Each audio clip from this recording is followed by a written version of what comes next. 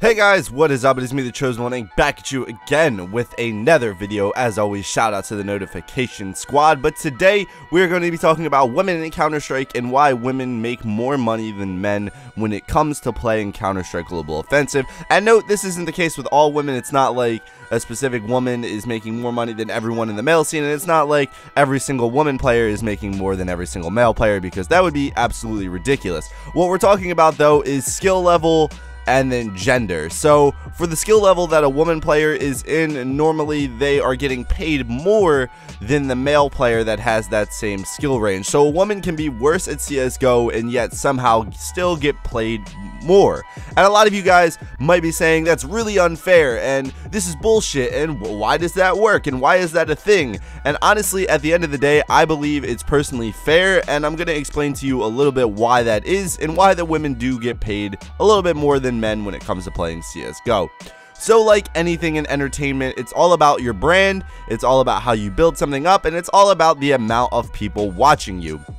So a lot of people were wondering why CLG Red, a team that could be arguably worse than a team like CLG Academy, who is made up of all male players, while CLG Red is of course made up of all female players, CLG Red gets paid more, they have a house, etc, etc, etc, they're going to these big tournaments, but for whatever reason they get paid more, they're able to do all this while CLG Academy really isn't able to do it. And the reason is simply just numbers. If you look at the numbers for CLG Red, they're pulling in more people, they're more known figures, and that might be because they are women. For whatever reason, some people have the interest of watching females play video games, and that explains why you have people like Casey Tron and a lot of other female streamers who are only really popular for the fact that they are females. That's not to say that there aren't any female streamers out there who don't have good personalities and aren't good streamers just because they're, you know, good streamers, but honestly, a lot of the females out there on Twitch are really only big because they have the novelty, I guess, of being a female who plays video games, which,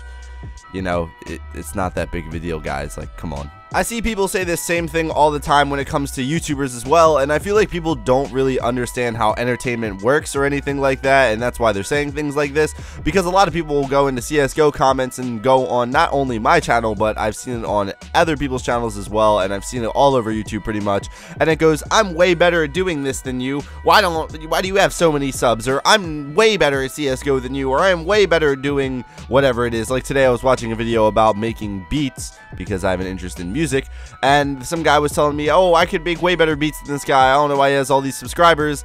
And honestly, if you really could make better beats, good for you. That's not what the video is really about.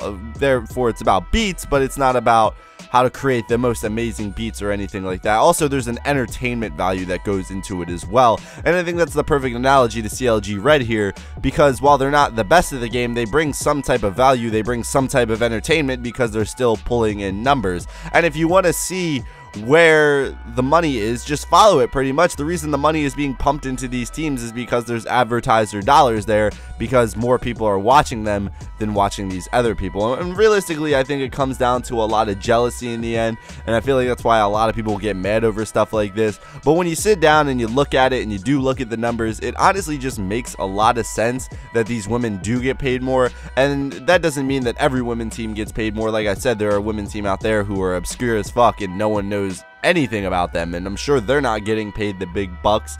But in terms of the bigger women teams, they are getting paid more. It's because they're playing in their own leagues. The skill level is a little bit diluted, as we talked about in other videos, but yeah, that's just the reason women do get paid more. There isn't really much into it. It's simply just the fact that they have more viewers. And you know what? At the end of the day, if you have more viewers than some of the lower tier male teams, you're going to get paid more than those lower tier male teams. Of course, the highest paid CS players are still going to be the tier 1 men's teams that aren't even really men's teams, because you can have women on them. But you know, let's not really talk about that, how, you know, women have women only leagues, but men have, you know, a league that allows both men and women. It's a very weird situation. If you want to hear more about that, watch my other video about the women leagues.